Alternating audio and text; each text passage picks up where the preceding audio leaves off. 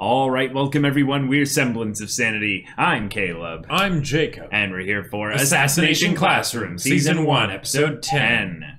Last episode was really good. Got an introduction to Ritsu, the AI computer assassination machine. Yes. And we got some really good bits of defying the people that said, no, you can't help her. Yeah. So...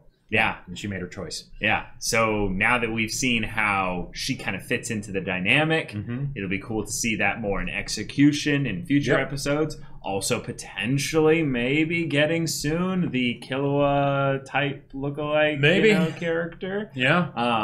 If he has white hair, I'm gonna flip out. I'm gonna be so excited. I'd say the likelihood of this person having white hair is above 50%. We have no really hardcore white-haired characters in the story thus far, and also no real evidence to support that, other than just speculation. Yeah, absolutely.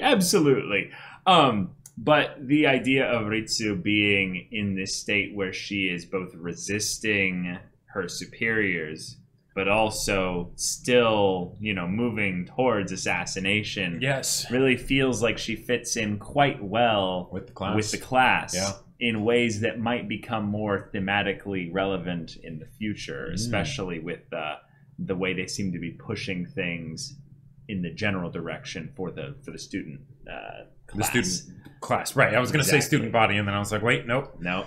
Yeah. They're being set onto different lanes in that regard. Right. But Koro-sensei seems to be deftly navigating it as well, despite the occasional, quad-mounted, rapid fire, guns. Or just the fact that he now has 12 yen or something to his name. That was so wholesome. And he's like, and now I'm broke again. Yep. It's like he has all the power in this world, and yet he's not using it to exploit people to get money. Exactly. What a guy. What a guy. So y'all, without further ado, let's get into this. Wait, Samantha, sexy? Oh. It's a miracle. Teaching them English. Really?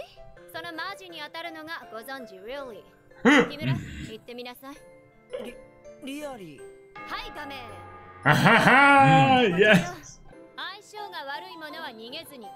Yes.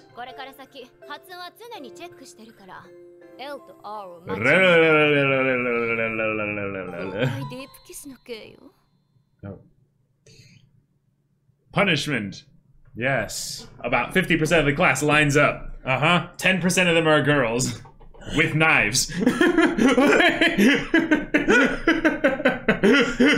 Yeah.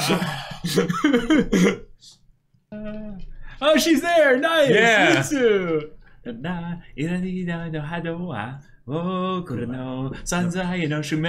How do you keep up with it? I'm not. I'm doing it all off tone and off beat completely. I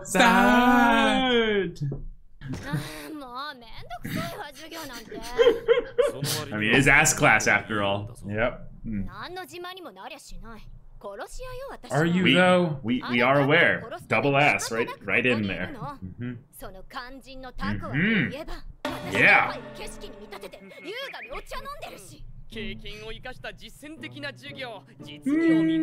Truly exemplary. Yeah.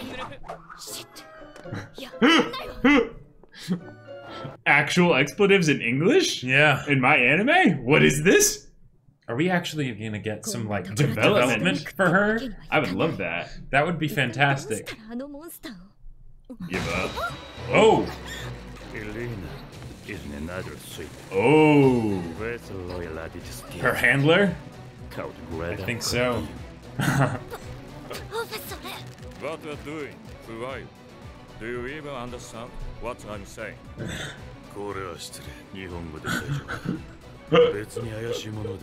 I'm not suspicious.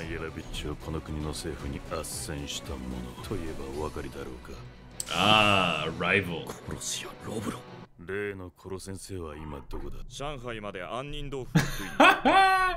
He'll be back in about... Yeah, exactly.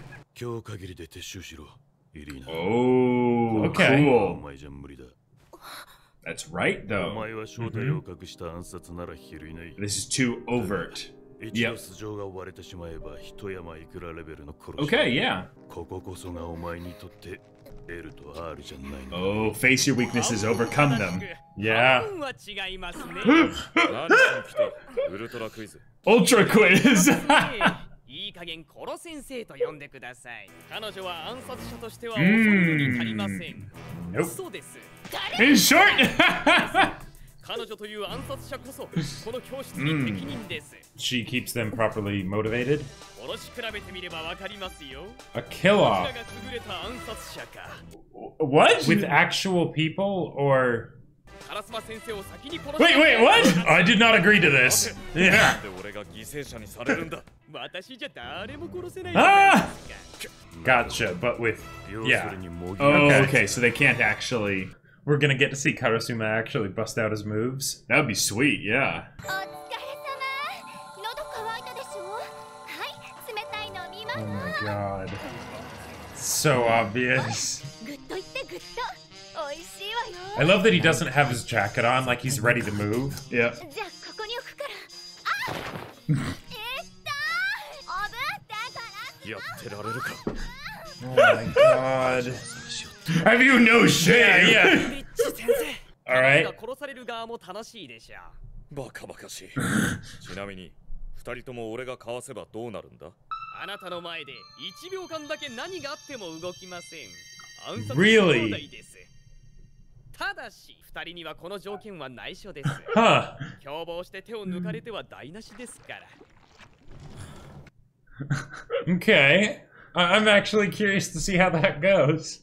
I love how Koro-sensei thinks that a second is like it's just enough time to entice him, you know? Like, Right. 正面から。 Oh, okay. Oh, whoa, whoa. 熟練とはいえ、年老いて引退したこ Oh, の okay. You're old, man. Yeah. 人間を随分 I could have knocked you out. なんであんたがビビってんのよ。負けないで、イリーナ先生、頑張って。 1秒あれば俺のナイフは5回は刺すぞ。 Whoa, whoa, wait. No way. No, there's no way you can do that. Oh my god. Damn. Ah!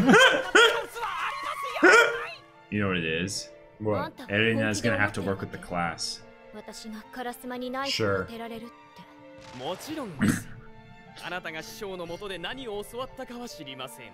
ここで何を頑張ってきたかはよく知ってます。例えば、昨日通販で注文してたこの下着頑張ってますね。 Wow. あなたの力を見せてあげてください。カラスマ先生に。 Wait, the missile just sitting there? Yeah. The one that he picked up from forever ago? I guess. ねえ、いいでしょ、カラスマ。 Oh my 私は god. ここにどうしても残りたいの。わかるでしょ。ちょっと当たってくれれば済む話よ。見返りはいいこと。あなたが今まで受けたことない極上なサービスよ。 Service. Yeah. この程度か。いいだろう。やれよ。どこにでも当てればいい。 She's like, wait, that actually worked? Well, everyone's like, イリーナ先生の授業を聞いていましたよね。外国語を覚えるのは挑戦と克服の繰り返し。 oh, wait. 他国語を克服した彼女は未経験 She has two knives or something? Well, she's made it seem easy. Right. Oh, she's boiled it down. Because there's no risk to her. Oh, here we go. Nice. カラスマ先生の上を取った。やるじゃん、ビッチ先生。あなたならこのバッグを見るだけで彼女の見えない努力が見えるでしょう。 She used the same thing that... Oh. 危なかった。しまった。 Yeah, yeah, yeah, yeah. 打ってみたい。やりたいの。ダメ。 No. やらせろとすがりつく暗殺者がいるか。諦めが悪い。もういい。 Wow, 諦めが okay. 悪いやつに今日一日も付き合えるか。当たった。すげえ。 Ah. 先生残留決定じゃん。my god. While straddling him and everything. Oh yeah.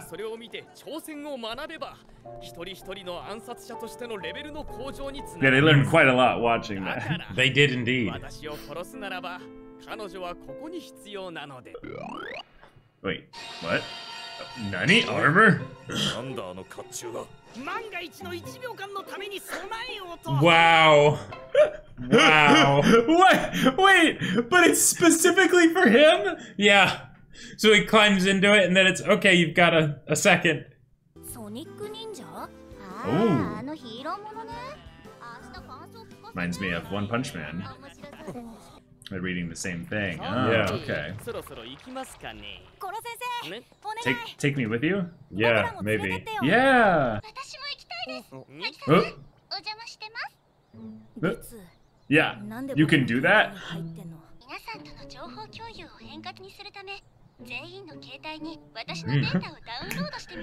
Don't worry, you accepted this in the terms of conditions in that recent app that you downloaded, you know? Yeah. Piggybacked onto it. And you're probably the only one that can survive a Mach 20 trip. He's probably gonna travel at, you know, like a slightly slower speed. Oh my god. There you go. And I'll cover your faces so the wind drag doesn't turn your eyes to liquid. His head seems to be creating just enough, like, of a... Yeah, wind barrier. Yeah. Nice. Sweet. Right, bringing that up. Oh. Gotcha. Okay. Otherwise, yeah, he would be... Right, right. What? What? Alright.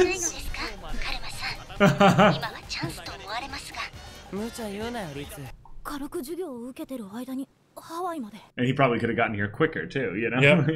Yep. Probably a lot quicker. Mm-hmm.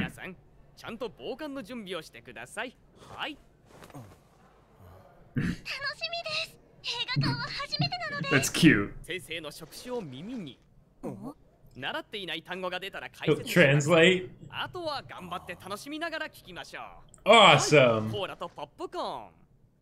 Oh my gosh, a little outing with Koro-sensei. Oh. Ugh. Right now, Takeda Kanyusai is on vacation.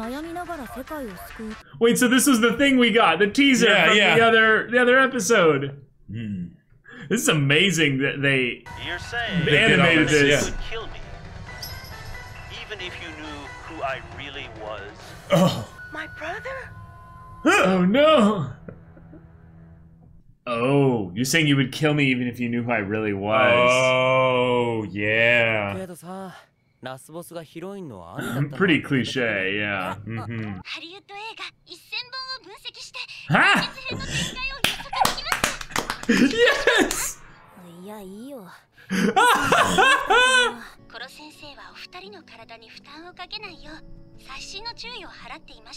Yeah, you had a really good time, yeah. Oh, really? Wow. They never even saw that. Yeah, it was moving too fast. Really? That's sweet. Ah, Hey, yeah. Yep, white hair. White hair. 目で終えたかい Or is that ならば gray よ hair? し君ならやれる Mm. そう君の兄だ Oh, crap. だから Gotcha. 君の先生になる Okay. And that's Eisen guy there, the head teacher あの principal 月の guy. 落とし前をつけに行こうか Okay. What are you trying to pull here, show? So, I think when they say brother, they're meaning that they were both, you know, Made at the same altered facility. in the same place and what have you, and spent a lot of time together. Right. But this boy is probably all kinds of broken inside just because of the process. So probably has no memory of that whole thing, you know? has no like necessary like connection to it anymore. And he's like, no, probably not. really, that is your brother, your older brother. You know, your predecessor in the same, you know, environment. Okay. But not like the actual like blood brother, because that'd be too cliche. Of course. Right. Okay. This is a good tease-in for the new character. Yes. And yes, they did definitely. a really good job of handling the format that they've been doing for a few of the last few episodes, by splitting the episode into two kind of mini parts. Yep. And having each one be kind of its own enclosed story that focuses on kind of the themes of what the class is experiencing. Yeah, a particular character that needs to learn something, or you know, just and for a cast this large, it makes sense, because doing it one per episode, it would just be too much, too slow, right? Yeah, and then you would have something where, oh, this character, we haven't really focused on them in forever, like 9 episodes or something, right? Yeah. And then it's almost like we may have forgotten them by that point. You know, who knows, right? Yep. So by doing it this way, we can sort of touch base regularly with just more characters in general, and see where they're at, see how they're growing over time, because this, you know, because people can have those moments where they change immediately, all in one crazy moment or whatever. Yeah. But most of the time, it's gradual. So we get to see that here, like what they did with Bitch-sensei here. So I think that what they did here was something really potentially powerful, not just in the themes with regards to the kids and what they're dealing with, but also potentially foreshadowing some stuff regarding how this show is going to end. Oh, yeah? Because the way she won was by being relentless. And the fact that she kept failing and being willing to fail over and over and over again, being absolutely shameless about it, eventually led to her success, because Karasuma was like, fine, I give in. Right. You can do this.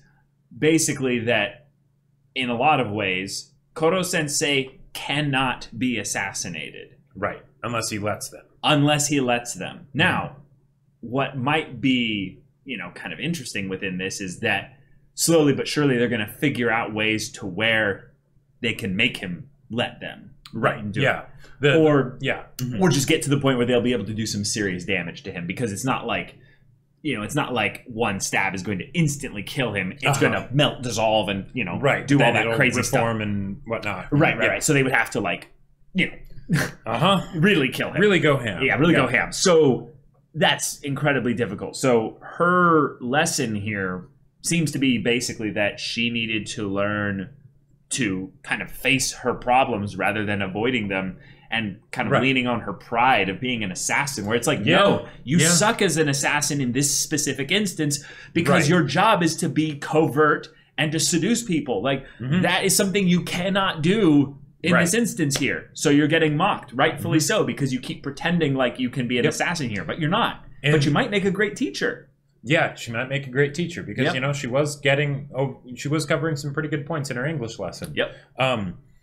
The whole idea of her as a character, like, it's something where she's a bit ridiculous, right? Oh, totally. And totally. And this episode really didn't shy. The show in general doesn't shy away from the fact that she is absolutely ridiculous, right? Yep.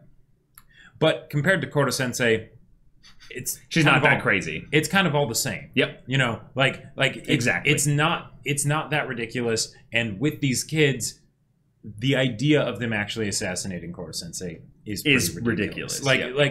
So I see what you mean, because but before you had said that, I was kind of looking at this and I was like, all right, they're focusing on her, but it still is very much like in a comedic way and things like that. So, you know, I was like, all right, is this just letting us know that there is going to continue to be focus on her in the future? You know?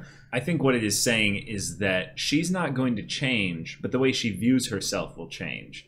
Okay. Because when you're a person that has an overinflated view of yourself, it actually hampers your active ability to do things that involve other people.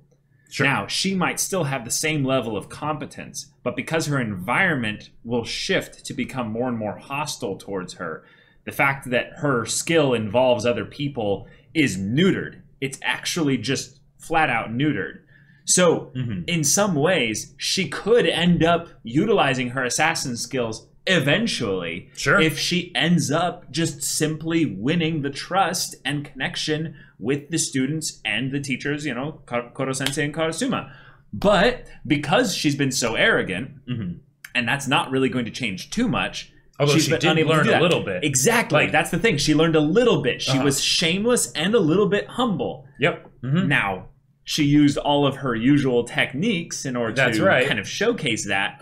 But it was something that we saw. It was something that was, you know, pretty utilized. And to Lovro, who just walks and is like, I'm so badass. Exactly. And stuff. Yeah. I loved also that he didn't completely show her up because Karasuma kicked his ass the second it came to an actual, like, contest of he's like, I am this incredible assassin. Karasuma's like, bitch, I'm gonna like break your hand and then I'll nearly kill you or knock you unconscious with a knee to the head or the temple. It's one of those things where I love the characters that well, in a lot of ways, it's showing that Karasuma has already learned the lesson that Bitch-sensei needs to learn of being humble. Well, that's because he was a soldier. Right. He had his whole identity broken down and reassembled. Yep, so exactly. He has very little ego. Right. He has some. But he does have some. But that's really cool to see a character that has all of the chops to be able to do the thing and do it well, but they don't need to say that they can, right? They don't need to be self-proclaimed about it, right? Like Bitch-sensei with being like, I'm an assassin and all this stuff. He's just, oh yeah, I'm Karasuma, I'm managing this whole class situation, whatnot. Oh, okay, they're gonna try and assassinate me. I did not agree to this, but all right, okay, whatever. Right. And then we see him actually use his moves, and it's pretty awesome. Like, yeah. I think what's great about him though is that if he came to primarily an interpersonal kind of relationship dynamic and stuff, he would actually be the awkward one stumbling around. Yes, because we've seen at times when he gets put upon by enough social advances, he does kind of cave into the pressure. Hence the way he gives in, because he's like, this is not worth the hassle. That's a way showing that he has no ego in the situation. Sure. This specific situation. But it's also him kind of conceding defeat in that, no, in the dynamics that she brings here, I'd rather just lose and get it over with. Yeah. Which, that is an endurance loss then. That is essentially someone who's just prioritizes, I'm too old to deal with this just crap. What are you talking about? You're 28. I've seen too much. But taking that as a microcosm, like what you were saying with Koro-sensei, if that's the same kind of attitude that Koro-sensei has potentially with being assassinated, that's something where, in a very real, tangible, specific way, then the class might need to teach Koro-sensei something, right? And that's just gotta happen. That's gotta happen. Whether it's the fact that the class teaches him something, right. Whether it's in that specific angle, or not, it doesn't have to be. But that is a great opportunity for that to be the way that the class teaches him, right? Oh my God, yes. Because that, like, when it goes both ways, that's when you know that the connection is really strong. Right? Because anybody can just be like, yeah, I'll teach you stuff because I know how to do, stuff or whatever. Right. And yeah, I care about you guys. But because it's something where Koro-sensei is so unbelievably capable at everything that he does, a lot of the stuff that he does that shows that he cares is still stuff that would come fairly easy to him compared to what it would be like for a normal person. Well, he still tries really hard. Well, no, I was gonna say that he has weaknesses. Yes, and he has quite a few of them, and they keep racking up slowly but surely. That number is in the almost 20 at this point. I don't know. I'll go back and check it, but it's he cries for cliched. Cliched scenes and stuff. Let me see if I can get the actual number here. But yeah, the second half of this episode, I think, got into something that might be even more. Just before you get into that, okay. The reason why I was bringing that stuff up is because having Koro-sensei get to a point where he is being vulnerable with the students is something that we need to see. because that's the other half of that coin. I feel like the trust that comes with that. And to be fair, what do you mean by vulnerable? Right. That doesn't necessarily have to be physically vulnerable. It could be emotionally vulnerable. You know, it could be all kinds of different things. Right. Yeah. And this is an example of that. Yeah. Right. I think the point that's being made is that Koro-sensei has shown them many times actually how he's been vulnerable. Yeah. But the scale to which the vulnerability matters with regards to who he is as a human being has slowly been ramping up. Because the things that they're showing him being vulnerable about are moving away from the physical stuff and the tactical stuff to the emotional sides, the personality sides. Yep. And this one here, as someone who is insufferably a fan of TV tropes and loved Ritsu's little comment of I have the capacity to analyze from all the tropes of Hollywood movies to predict to the end of this whole thing there. And I'm like, it hurts because there are people who actually like full on like think that. And I have at points been like, yes, this is all so predictable and stuff when I'm like horrendously wrong. But it's funny to see them just bring it up as like, Aritsu's not that far off from being right with regards to things there, because there aren't really any original stories out there. It's just, or completely original. And every story comes from a person, you know? So if you understand that person, you can figure out what makes them tick. And you can know what they'll do, right? Right. Yeah. Oh, what do you think Nagisa is doing? Well, right, exactly. If you figure out the person behind the tentacles, right? If you figure out Koro-sensei, not as a target, but as a, you know, as just another person that used to be human, or maybe he still is, you know? Yeah, or just someone like, with an ego, a persona, you know, an actual soul. You can attack that and go right through all the armor and the Mach 20 speed. We attack his heart. Yeah, I mean, it's very possible that Nagisa realizes, why would I ever try to physically attack you?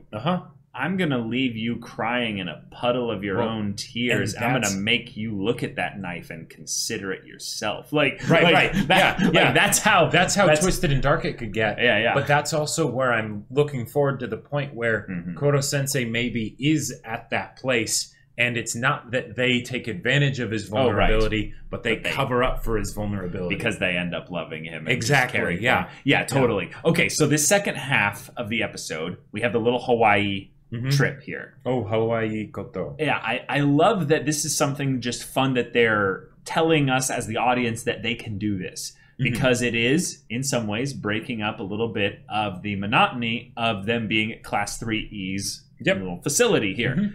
They can change locations. Koro-sensei is able to smuggle them out, you know, in his coat. Oh, yeah. And, you know, there's not going to be any assassination attempts because, you know, they'd all die if they, you know, fell into water going at this speed because, you know, even just jumping into water from what is it? Like 40 feet, I think. It's like concrete. Yeah, it's like concrete unless you're like surface tension. Yeah, unless you're like perfectly doing something to break the surface tension with how you dive or what have you. Right. You will like hurt your body tremendously, and that's just falling speed. And the fact that they're going at this speed, they would skip across the water so many times to the point where they would be a mangled mess of pulpy, bloody bones and nastiness. Strawberry jam. Oh my god! But but the fact that this happens, this also is something where it makes me wonder. It makes me wonder: is this mechanical setup for the fact that Koro-sensei can actually whisk them away somewhere? Because if it gets to the point where the classroom is siding with Koro-sensei and there are other people, the powers that be maybe, that don't like that, that Koro-sensei ends up needing to save them at some point from other people. Yes, but there's 27, potentially soon to be 28 of them. Yeah, so I see a little bit of a problem with that. I think if anything, what it could be is that based on how the show progresses, they might just start to panic the powers that be because of how close they are to destruction, perceived destruction. So they go and watch the movie, and it's the Sonic Ninja thing that they had teased from a while ago that we were like, what the hell is this? And then we find out, oh, it's a trailer for a thing. They're actually bringing it up. And it's something that's relevant to part of Koro-sensei's backstory because he cried at the cliche scene, not necessarily because it was a cliched scene, but because it was a maybe relatable cliched scene. Because then in the little end scene, the brother, we see the little brother who, I really like his Naruto eye power kind of looking thing he's got going on. But I feel like I'm gonna cry for this character because he seems so broken inside. Well, and also it's something where if he's the brother of Koro-sensei, that's something where the brokenness might be similar, and then that's something where it might, you can have that Koro-sensei, right, exactly. They iterated probably. So you can have something where as this new character ends up dealing with whatever they need to deal with and healing and all that stuff, it's something that might start that process for Koro-sensei as well. And then you've got prepare for trouble, make it double, it's just more that you can have in a scene. So I would not be surprised at all if we end up bawling at some point. Oh, totally. And let's think about this from Koro-sensei's perspective. The main thing we have with his backstory was that there was a woman who died, I believe. And she was accepting of. Yes, but she was commissioning him to teach. Right. And that's the part that still is like, wait, what? So what my thoughts are with regards to this, as this starts to snowball, I think I'm getting a little bit of a bigger picture here, and this is a little bit tinfoily. But what if this is all connected? Okay. Class 3E is the breeding ground for special student kids to go into the government project that will then be created to make super soldiers. Okay. Koro-sensei is the oldest one of them. Okay. And he feels connected to this class because they could become him. Sure. Now, why he's the brother of this kid is because he's just another version of them. Now, the reason why this doesn't really add up in my mind is because these kids seem to be around the same age with regards to these other kids here. So I don't think it perfectly lines up. But however, maybe it's not in that order necessarily. Maybe Class 3E is going to become that eventually, or was going to become that eventually. And Koro-sensei found out, and now he's like, I will teach them so that I can make sure they don't turn into more of me. I can input basically all the things that I've learned and all that experience and stuff. And that would explain a few things. One, it would explain why the government, the powers that be, have an interest in Koro-sensei actually teaching this class, right? Because if Koro-sensei decides to, okay, whatever, but like ideally you'd want something on both sides of why they're invested. Two, I mean, he can threaten just to destroy everything. So it's not like they have any choice. Let him do whatever the hell he wants. Right. But then also, that other completely masked figure that was with... That was totally the principal. That was okay. It's his voice. It's his voice. Like we can't. It's a very distinct. They even gave him red eyes out of the hood. Like. Oh, really? Yeah. You want me to show you? Like, put your headphones on and listen to this. This is not even subtle.